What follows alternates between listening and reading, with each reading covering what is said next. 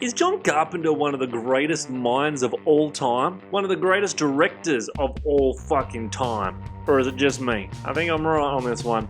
Let's see some blood.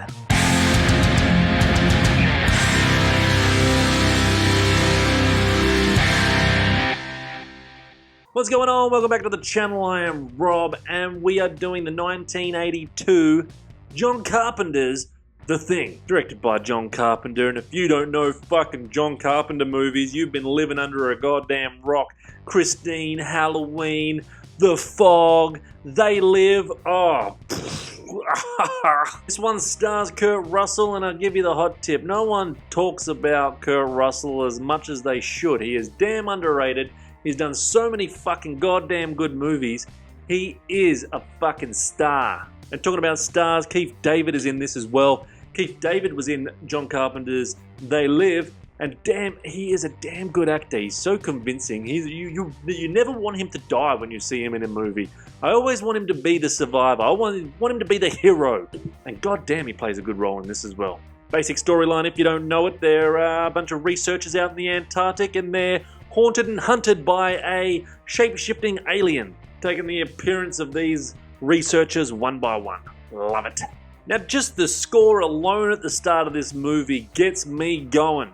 Gives me chills, gives me vibes, gives me the anxiety to fucking let's get this started. Oh yeah. And just like Predator, there's no words needed to start and tell this story. Just a visual of a spaceship, and you froth. This is directed perfectly with the Norwegians chasing the dog and trying to shoot this fucking dog down. Can't shoot for shit, these cunts. And it leaves a mystery of what is actually going on. And the characters' personalities are acted out absolutely perfect in this. Perfect cast. Once again, these aren't just actors just playing a role. They get into character, and that's what's brilliant about this. They get into character. So half the crew, they go fly to the Norwegians' camp to investigate, and that's a fucking damn good scenery, all burnt and shit. And while the director, he focuses on the dog a lot, so you do notice this dog a lot, and it's great directing. No words are needed at all to know that something is up with this motherfucker. And what's clever about this movie is the carnage that they find and all the dead bodies that they find. And we see how fucked up they look. They look great. And the actors acted out so well. No words are needed. Just the looks on their faces as if we're fucked if that shit comes to us. These cunts know they're getting fucked up. Back on base, and let's talk about the dog's transformation scene. Holy fuck. It absolutely looks amazing. The work that they did on this and that scene alone, just those dogs howling and all these little fucking things coming out of the dog. Holy shit, man. And it sets the story up to now progress to the next level of the story. We now have our alien movie. And just from that scene, it creates fear among everyone. Panic, suspicion, and we see the personalities of the characters change. So we see the character progression. They really get the story cranking and intriguing when they find tapes of the Norwegians finding the actual spaceship. Visually, I think it actually looked really amazing. I think it was well done. One thing after dusting this off and putting it back in, because I haven't seen it for about 5 years, and it's just fucking fantastic still to this day. Why the fuck is Kurt Russell wearing a cowboy hat sideways? I don't know why. Does that mean something? I don't want to go looking it up and all that.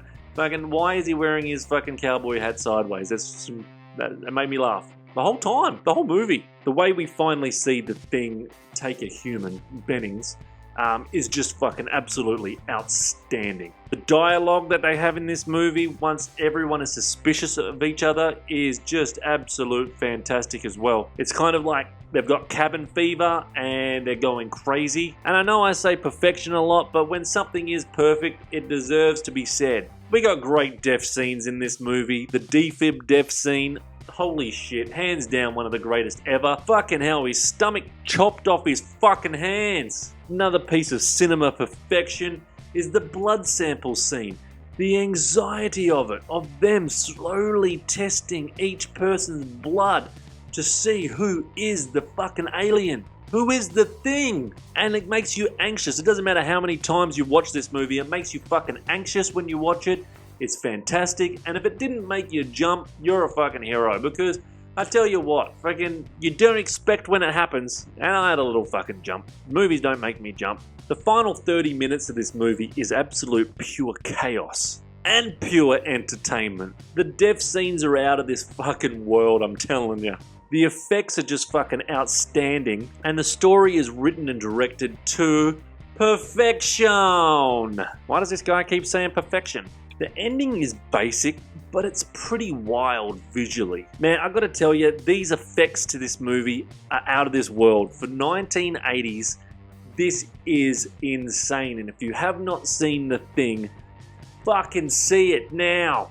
This is a hands down, easy, 10 out of 10, perfection movie, no faults at all. At all. Written to perfection, directed to perfection, everything is perfect. Thanks so much for watching.